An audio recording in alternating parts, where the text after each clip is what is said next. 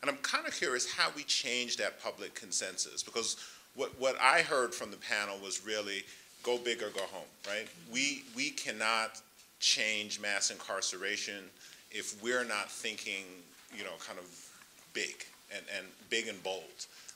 But we live in a democracy.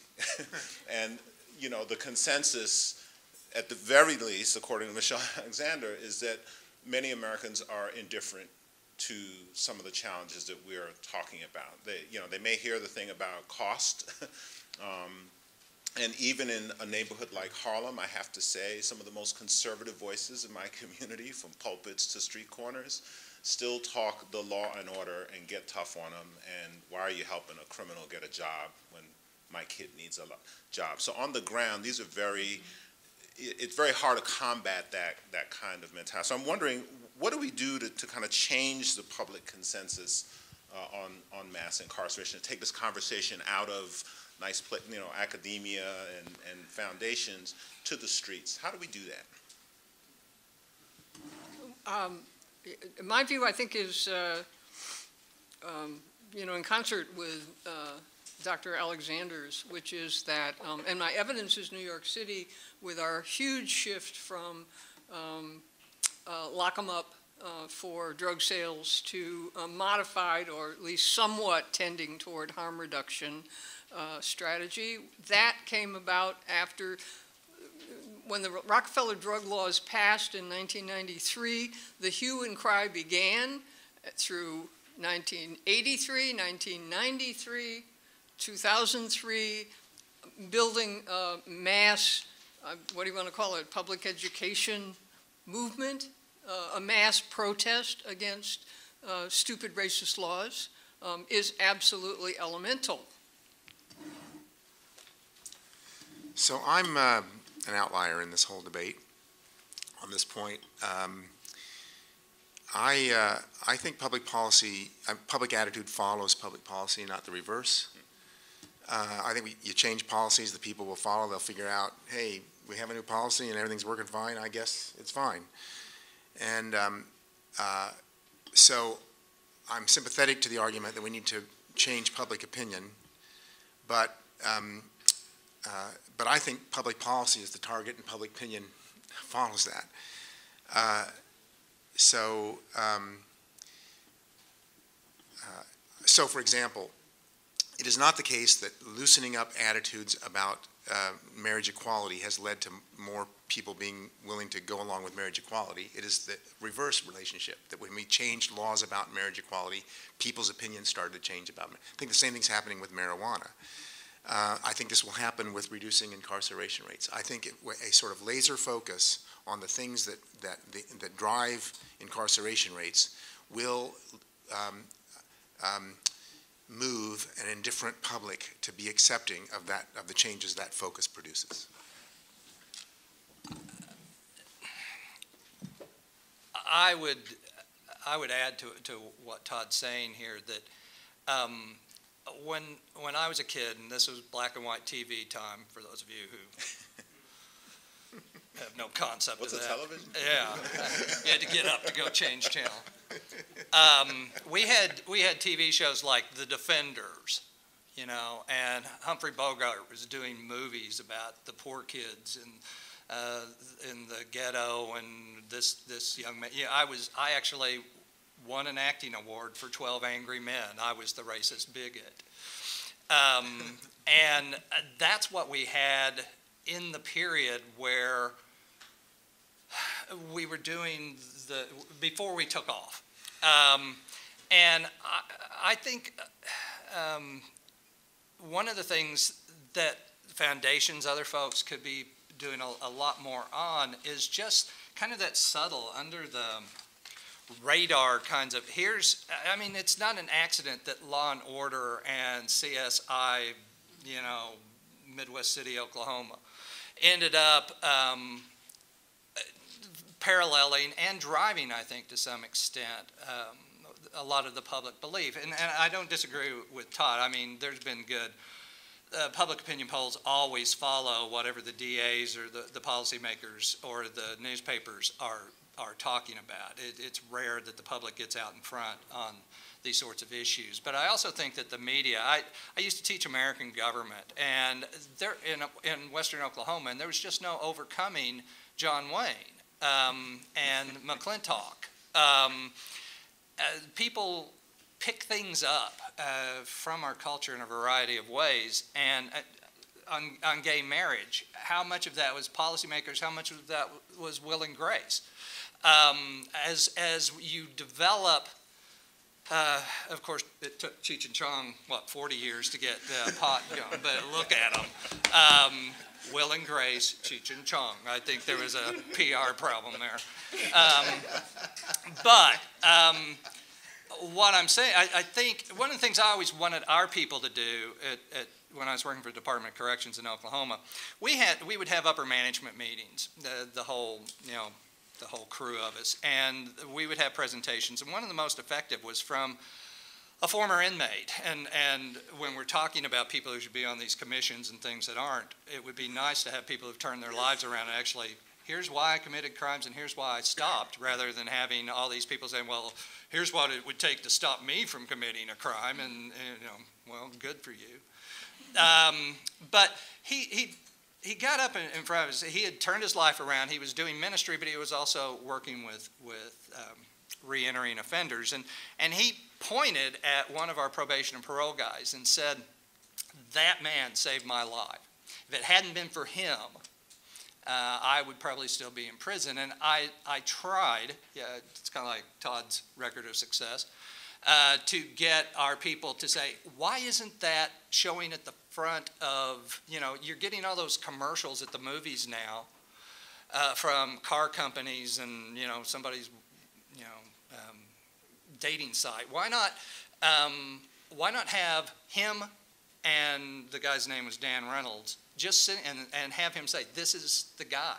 This guy changed my life. Because what you would have done in that, you would have been making it clear that corrections can make a difference in people's lives, and you would be showing people, here's a guy you don't have to be afraid of anymore because we worked with him and because he saw what the opportunities were.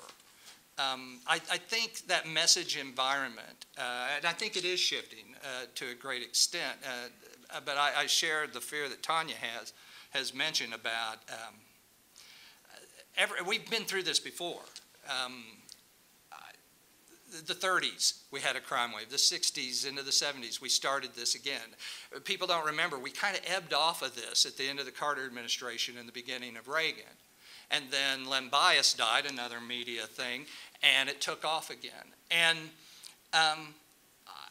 I'm fearful that if we don't take advantage, not just of the policy opportunities, but of the opportunities to change people's perspectives, at least some, even if they're not driving the train yet, that we'll be back. As soon as the money's there, we've shown every time, as soon as the money comes back, we start building more prisons. It's just easier.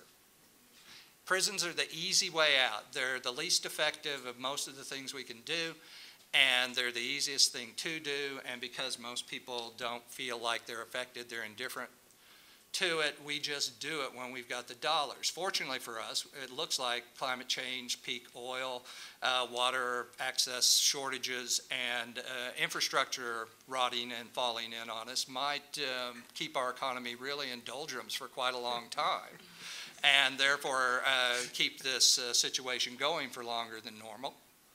Something to hope for. But I think we do need to address that, and in whatever ways the message people could do that. The subject of how you affect public opinion on these issues has been, a real intense, but I think underattended to debate in criminal justice reform. When you interview criminal justice practitioners, they'll tell you that we really have never gotten that quite right. And I think there's some who believe that you can affect a great deal of criminal justice reform under the radar, without a big, noisy public education campaign. And I think, indeed, you can do some of that, particularly around the more administrative and technical reforms, sort of getting rid of technical parole violations, altering, probation and parole terms. Some of that is probably better done under the radar screen. But the harder stuff, I think, is sentencing reform. The front end, are we actually going to get rid of mandatory minimum sentences? That requires going to the legislature, and I think ultimately then requires engaging the public, or at least convincing legislators that they can stand up and defend those kinds of changes that benefit criminals, right, to their constituents. And that's where I think these issues of racial fear are actually so trenchant, and where I think the debate is heavily, heavily class-based. And I think we have to kind of think about that in a public education strategy. So, I mean, I think it's definitely the case that even though I'm making this kind of broad racial justice argument, that it's heavily class-inflected, right? So, people are not afraid of Oprah Winfrey. Barack Obama is not uniformly popular, but I don't think people are clutching their wallet when he walks into the East Room of the White House. And then you look at somebody like Len Bias, who actually, huge basketball star, and we actually had a lot of regressive policy made in his name because people were sympathetic to what they perceived as the death of this young promising star because of crack cocaine. And so I think, like when I think about what is effective, I think about the fact that one of the few very public criminal justice reform campaigns that was effective, at least for a while, was around driving while black, over almost 15 years ago, in the kind of pre-9/11 period. And if you think about it, that issue, actually, and that that practice was politically vulnerable and came under intense criticism, not because people in general had an issue with it, but because the practice was ensnaring a lot of middle class and upper class black folk, right, who were driving in their Lexuses or whatever. And you compare that, I think, with the longevity of stop and frisk and impact zone policing that affects mainly people in poor neighborhoods, poor minority neighborhoods, and I think you get a sense of the class dimension of this. And so I think we have to think about messengers, and I think it's one of the reasons why I'm suggesting that we really have to attend to the levels of unemployment in some of these heavily policed communities, which itself drives racial fear. So. Great. So I want to open up the questioning, the conversation in the back. And just stand, say your name, and ask your question. I'm Maggie Smith, and I wondered if we could think for a minute following the discussion of macroeconomic impacts, that the structural changes in employment and family structure and women in the workforce have changed in the United States between 1970 and now. And we've responded from a governmental level with support for elderly people who need care. This has been a widespread recognition that if we don't provide social support for the elderly, they will not be able to make it, or they will not thrive. So can we think about the impacts of these global family structure changes on young people, particularly on adolescents, and begin to think about what it would mean to provide social support for them as well? Todd. That's a great question. When a different public talk that I sometimes give, I make the point that we now know that having a parent go to prison increases the chance of the child ending up in the justice system by 25%, controlling for all the other factors. There's a host of other negative outcomes of a parent going to prison, but that's one interesting one. And then from a pure standpoint of justice, you can argue that parents who commit crimes should go to prison. I mean, you're free to make that argument. But you can't argue that it is a matter of justice, their children should suffer, because the children didn't do anything. So the idea that we're going to have a heavy dose of investment in prisons as a justice argument carries with it an equal and just as important justice argument that we want to make investments in the children who go there. Purely a justice argument, not a utilitarian one. And then that opens up a debate about all of the other kinds of collateral consequences of having a large prison system. And I get, and when I talk about it in that way, I get traction. I get people in the audience. I'm a little bit uncomfortable with thinking about a focus on youth, not because it's wrong, because I think it's certainly right, but because I think it, without intending to, I think we create this idea that there are innocent youth and guilty adults. And I meant it when I said in this room that if everybody who were guilty of a crime had to go pay the cost of that, that we'd all be gone. I really meant it. All the studies we've done, I mean, the irony here is that if we only said that the people who had the right to punish people were those who themselves have been punished for their crime, we'd have nobody in this room having the right to punish anybody. It'd be only the people we punished who could carry out punishments, because we've all, I mean, I know I have not been caught for my crimes, so I've therefore paid no penalty for them. And for me to somehow say people should be punished for their crimes is enormous hypocrisy, and I think it's generally true for the general public. So on the one hand, I very much appreciate a focus on youth as an investment area in the same way that we have thought about elderly. But I also think this, and I don't think you were saying this, Maggie, but I think we have to carry in our minds the fact that this dichotomy between the bad guys who commit crimes and the good guys, us, who don't, is a false one, and that we've enabled that dichotomy to justify producing a world in which we reproduce that belief by the way we treat people. I want to pick up directly on what you just said, because within the good guy and bad guy paradigm, we've got good bad guys and bad guys. And I'm here to say that I did get caught for at least one of my crimes, but nothing happened to me because I was a young white person.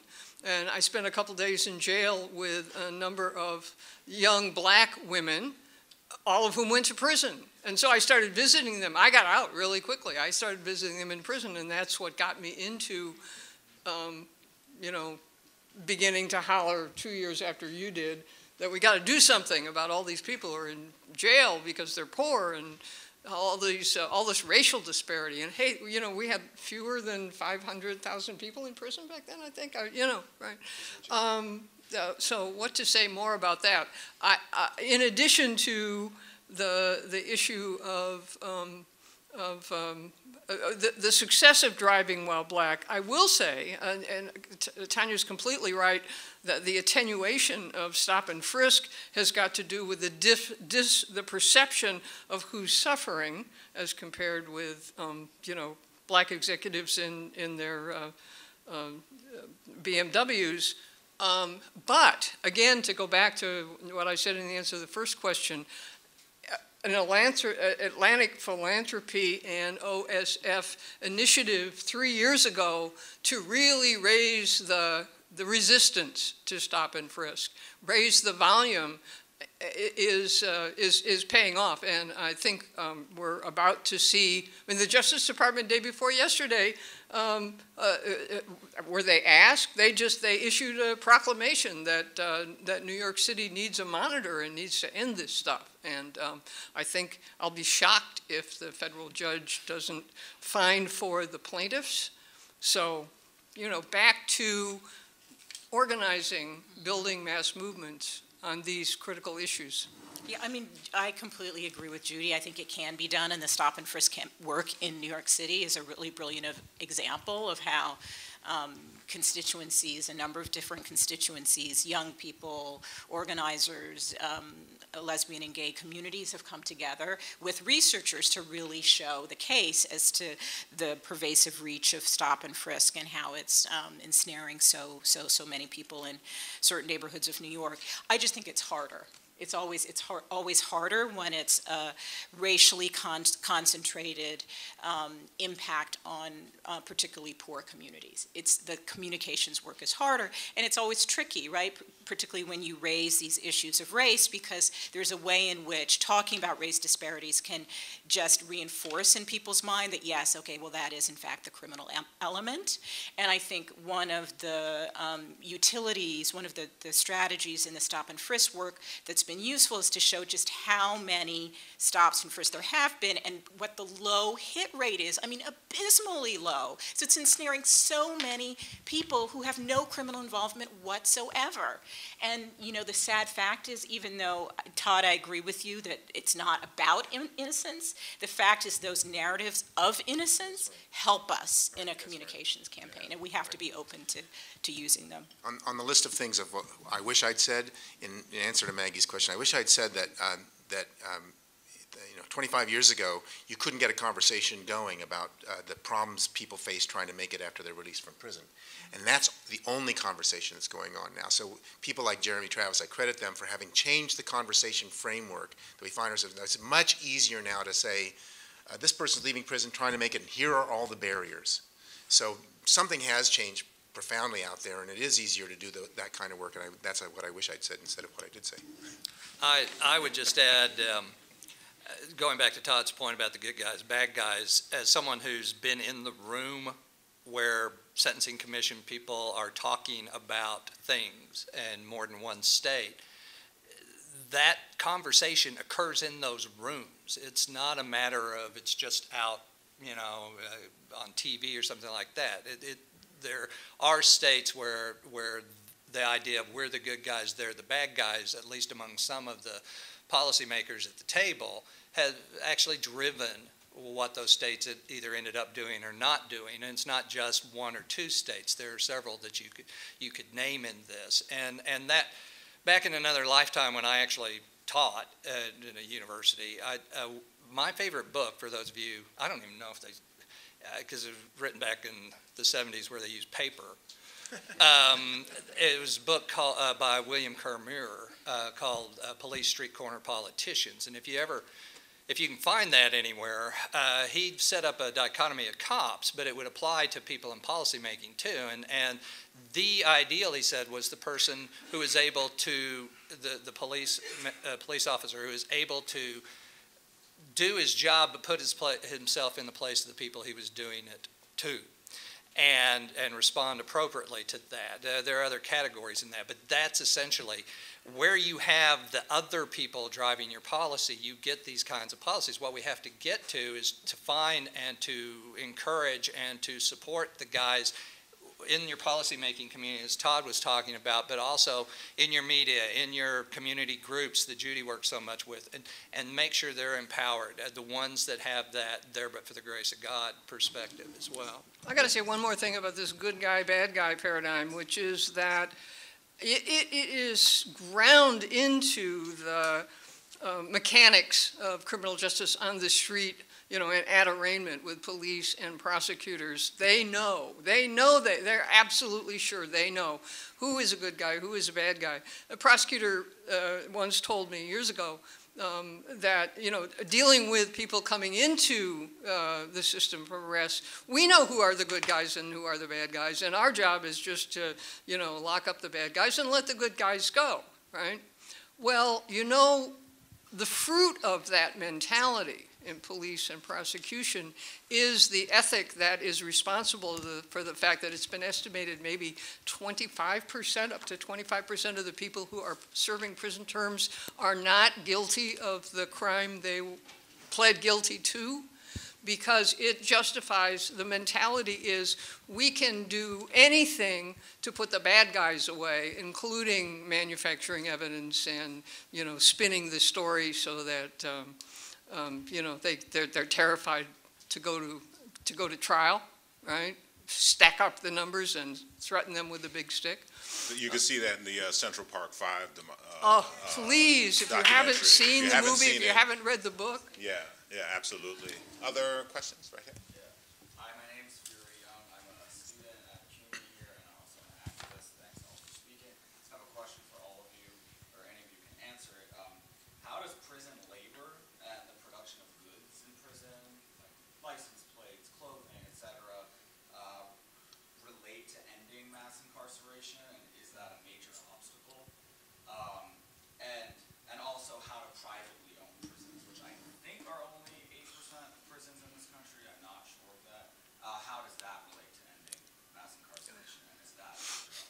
I've done work on prison labor issues going back to the mid-'70s when I did a study of prison programs for the California legislature.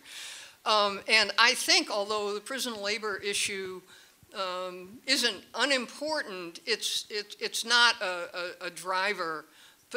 Particularly, people think that we're locking people up sort of in order to use them as exploited labor for Victoria's Secret or whatever. I mean, there's just it's overamped. It's very, very little of that. The private prison situation is entirely different because you're talking about publicly traded companies that have to increase their market share in order to support their stock value. And that's the bottom line. And so they push, although they claim they don't lobby, they lobby plenty, and that's why they call it the lobby, because you can't see them doing it. They lobby through ALEC, they lobby through the relationships, the revolving door, the number of people from federal and state correctional systems that go to work for the GEO and CCA and so forth. And although, it's kind of like the defense industry. Private prisons didn't invent the problem of mass incarceration, but once they got in there, they're skewing the policy debates in ways that are, it takes on a life of its own. It's really a problem, particularly in states like Oklahoma that have become heavily dependent on the private prison industry. Yeah, it may be 8% nationally, but and you look at your New Mexico's and Oklahoma's and stuff, you're talking 20, 25, 35, 40%. And what happens is that they establish a kind of a threshold that once you hit it, as a state, you're unable to back off of it because you no longer have the facilities. You've locked yourself into contracts with particular occupancy rates guaranteed at particular rates. You lose control of your state budgets doing that. And you also, Judy was very nice, not to mention the corruption that's usually involved in this.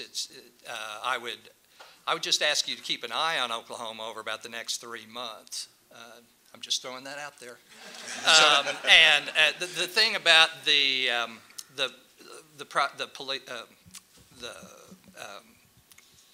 prison work is just simply in Oklahoma they didn't make license plates anymore.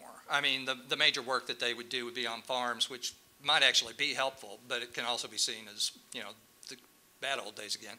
But they were in state industries. They would make the desks and the chairs and all that sort of stuff for state offices, which drew a lot of heat because there are also furniture makers who would like to be selling the state that sort of stuff too. That's where your major issue comes in. In terms of recidivism, they're actually pretty effective, but it's kind of are they effective changing people who would have been different, or are they effective because guys who have already decided they can change have been selected to work in them? It's that kind of thing. Yeah. So. Just a quick point. If you can reduce the cost of incarceration from $40,000 a year to $38,500, that's a marginal change. But if you do it at the expense of increasing the number of people incarcerated by 20%, it's a stupid idea. And anybody who thinks you can privatize your way out of the cost of incarceration doesn't understand capitalism. Yeah. In the back, this. Yeah. Hi, my name is Sheila Blue. I'm a graduate of John Jay. I worked in social services, and I'm a resident of Harlem. I say all of that because Harlem has been gentrified. It's not new. And I'm seeing this policing. I'm seeing policing of small, you talk about adolescents, teenagers. I'm seeing policing of tiny little kids that's just coming out of school, and there's like 5 police officers on the corner, black, white, mixture, yelling at them to move along, move along. And I'm like, these are kids. They're like 9, they're like 8. I'm seeing policing like 7 officers, gangs of officers, to the extent that I'm afraid of the police. Because there's gangs of police officers walking through Harlem, making people move, people that live in their neighborhoods, not just the corners, but in the street, just coming out of their buildings, hanging out, move along, move along. And I'm like, are you serious? I'm seeing intense policing. I studied policing while at John Jay. You read a textbook, but when you see it, you talk about public opinion. People have various ideas about the criminal justice system. You talk about policies and how do you change that. Yes, it is definitely the media. I grew up on Sarah Jessica Parker and the after-school special. it changes you. It makes you think a certain kind of way. Yes, you're absolutely right, Dr. Clark. I think I came in late. I missed your lecture. But Clear, I meant to say Dr. Clear. The policy, a lot of times, you think based on what the policy says. I remember when Giuliani was the mayor, he criminalized the squeegee board guys, the guys that come around and clean the windows. Literally, within 2 weeks, a guy was cleaning someone's window by Yankee Stadium, off-duty police officer, got out of his car and shot this guy because 2 weeks prior, Giuliani criminalized a simple act like cleaning the window. So I don't even, honestly, I think it's the media, I think it's the policies, and we have to change public opinion because if we don't, we walk around so ignorant. My neighbor thinks it's okay that police can make young people move off the corner. I'm like, you don't seem to understand. This is policing. These police officers don't necessarily know if these guys are innocent or guilty. You talk about innocent or guilty. The policing in this country is disgusting, and if you don't change public opinion, honestly, I just feel like I'm living in a police state. I really do feel like I'm living in a police state. I don't know what to do. I came here today because I was, on John Jay's website, and I thought, I have to come here because I don't know who else to talk to. I need to talk to some people like minds, because when I talk to my neighbors, they just don't get it. Oh, those black people, and they're black too. They're black too. But, like you said, oh, these guys are hanging out in the corner. Sheila, it's good. It's good. It's good that the police are moving them. And I'm like, I want to acknowledge. If these were white guys on the corner, would the police do that? I want to acknandage your frustration. So that's why I'm here today, because I need to. This is what I need to do. I don't know what to do, and I'm afraid that the police are going to stop me and handcuff me simply because I'm walking down the street in Harlem. But I want to also tell you, there are a lot. If you live in Harlem, because I know Harlem, there are a lot of folk who are on the ground working. I'd spent the day yesterday. The Interfaith Center of New York had a retreat with religious leaders from around the city, many from Harlem, talking about police community relations. And the passion there was incredible. In the community, what we see, forget what you hear or what you see on TV, what we see is often something that really, how can I put it, you see things, you see behaviors by the police, by the system that don't make sense to you. You don't see it in other parts of the city, and it's very frustrating. And I think lots of time the kind of over-involvement of the formal system shrinks away. I'm wondering, maybe the parents would be there doing that, or teachers, or community volunteers. But there are, and let's talk afterwards, because there are folks who are very interested in that issue, and there's a lot of work going on around that. And I would just say that your passion and your anger is right, and you're not alone. And I think this is why Michelle Alexander's book has really struck such a chord with people. And she has really emphasized the need for grassroots movement building. Like we need a movement that says enough, and that is really led by communities of color. And I do think that we're beginning to see more grassroots organizing and groups in different communities that are really trying to address the problem from that perspective. And I think we are coming to a tipping point. There's still plenty of, conservative folk, conservative voices within communities of color saying, no, this is what I need to feel safe. But I think, and Todd, you were doing this work 15 years ago about the ecology of crime and how the criminal justice system was undermining the very social fabric of communities. But now I think people in those communities are feeling it. They see the ways in which criminalization is undermining both familial ties as well as economic prospects of their community, and that is and has to be, I think, the basis for the kind of social movement that we're seeing. Unfortunately, I think it's taken, its toll on thousands and millions of lives ruined for us to get to this point, but I really feel like we're at a tipping point where we can build that. And there are a lot of great activists. I'm kind of being positive about this. A lot of folks who have been consumers of this system are standing up, and that to me is very inspiring. I see that in my work. We hired some folks who are formerly incarcerated to work in a courthouse, with people coming out of prison, and it is very powerful, to watch that happen, that process happen. So I want to take two more questions. I know time is running out. This gentleman here. My name is Peterson Lambert. I'm from Trinidad and Tobago.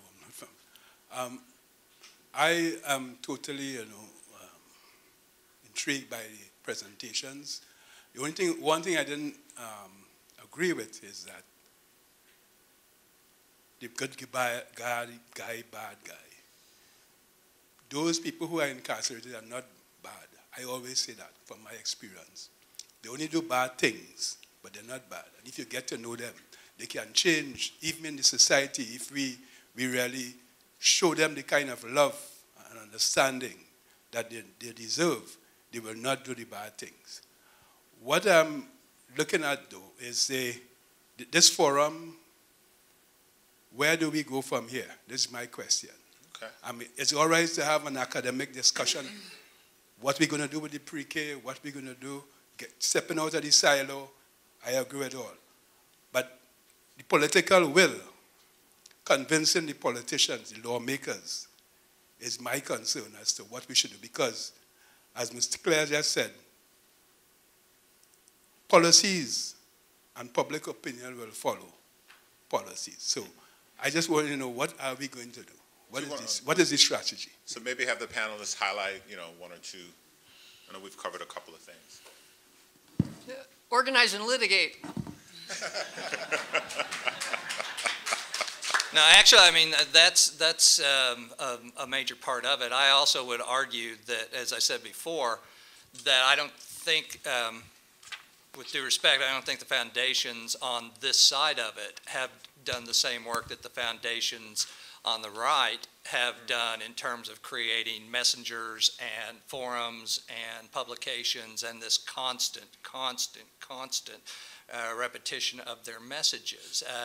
They may not resonate at first, but if it's clear they're not going away and events in the world around you tend to reinforce them, and you can show that as they happen, then you're empowering the groups that Judy works with to be able to tell those legislators, we can supply votes against you if you don't pay attention to us, and that's where it's going to have to come from. Great. One more, last question. Yes. Hi, I'm Jasmine Karakai, and I'm an intern with the Prisoner Reentry Institute. I kind of want to go back to this idea that, if we can kind of change these, that if we can change policies, we can possibly end mass incarceration, but then taking a step back and looking at kind of the wider implications of racial justice. So my question is, if we were able to make these changes on a policy level and reduce rates of incarceration and kind of exit this era of mass incarceration, do you think that the racial disparities in rates of arrest and incarceration would actually change? Oh, can I take that question? I feel like this has been my abiding work for 25 years, and we still haven't gotten it right. Todd talks about the iron law of prison populations. I sometimes like to talk about the iron law of racially diminished returns, of diversion and alternatives to incarceration. I mean, the truth is that almost whatever ATI, alternative to incarceration or diversion program, whether it's on the adult level or the juvenile level, the people who tend to most benefit are the white folks, right? And the people who tend to least benefit are often the people of color, because there is a degree of discretion in who gets the benefit of those diversionary measures. I think it's particularly pronounced in the juvenile justice system for a number of complicated reasons, but I think you have to assume that's going to be the case and counter-program against it. Truly counter-program against it. Where are places that you can constrain discretion, that you can have a rubric, that every supervisor who's signing off on this has to show that they have thought about this or thought about that, or thought about, okay, is the fact that this kid in front of me, this black kid in front of me, is in foster care, right, and has no parent to come pick him up at the station house, is that impacting my thinking about whether he should be diverted and get, I'll send him home and tell him to come back from court, or am I thinking, he doesn't have a parent, I'm going to hold this kid in detention? I mean, you have to, I think, have that level of consciousness to counteract what is, unfortunately, the natural tendency in a country with our kind of ugly racial history to give the benefit of the doubt to the white folks and not to the to the people of color in the system. I would go back to one of the things I pointed out on that, just simply that the more you can take offenses out of play, not just pot, but the other sorts of things that come into play, and not turn them into misdemeanors, I mean, get rid of them. And the more that you can find these alternative, and you basically say, and you get into Tanya's problem here, that how do you deal with the disparity in civil or mediation or all those sorts of things. But if you just shrink things, shrink the pool, just by the numbers of that, you're going to move some of the people out of the system, and not all of them would be wide. That's not a very hopeful thing, I realize. But I mean, by thinking about the ways we restructure what we do, so that it's not all criminal processing. I call it the criminal processing system. I don't call it criminal justice. If we cut our criminal processing, that would go away, I think, towards your talking about. Does the move towards risk assessments help on this question? Without opening up a... Well, you know, I mean, the literature on you know, do you need a race-based assessment and so forth? I've never been real impressed with any results from all that. One of the things that risk assessments do is they take into account the prior criminal behavior and associations, and are those people, you know, you get the motivational, do your friends commit crimes? And yeah, and so you get some of this, the scoring on those things can be a reflection of the environment you're living in as much as actual behavior. And so I'd say, but there's considerable, you know, literature that appears to support the idea that interventions or diversion should be given to high-risk people. Right. And so I think the folks in Missouri are moving in the right direction, where it's not just a matter of risk score, but it's also hard data that imprisonment is going to make this person worse, that recidivism, you know, let's do something else. Yeah, I would like to say, as a person who's been working in the risk area for a long time, risk assessment-based strategies can make things better, but they won't necessarily make things better. I think in any logic of a system that will work better, the idea of risk has to be accounted for somehow. And risk assessment might be a way of doing it, but it's not a bullet, magic bullet. One last thing I would say about it is risk assessment, where I think it contributes to the conversation, is really in there the way of getting us away from violent, nonviolent, and prior criminal history as the category and that sort of stuff, because those things are so politicized, and the definitions, you end up, it's just a dog's plate of conversation. Whereas if you at least have something that has been validated and has some scientific authority behind it, you can talk more effectively about people that you're dealing with than you can if you're talking about violent, nonviolent, and three-time burglary too. One little illustration that goes to much of what Tanya was saying about racial fears. There was a pretrial risk score that was compiled by, I think, the Administrative Office of the Courts in Minnesota to predict likely risk and flight, as those things do. And it got validated maybe 10 years later. It took them a long time. When they went through the validation, they were able to show that race was not a predictor. And there were other factors that were the salient factors for for predicting accurately pretrial misbehavior.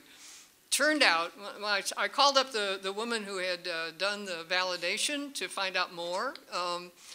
It turned out, she said, well, when we did the original model, when we put together the risk scoring system, race didn't come up then either, but we had a panel of judges, and they insisted that race be in the risk system. And so now we're able to take it out again. Well, I want to join everyone else, hopefully, in thanking our panel. Wonderful presentation. I've been asked to announce also that later today you'll receive a survey about this event by email, and if you could just take a few moments to fill it out, it would really be very helpful. Thank you all, and hopefully the work continues. Take care.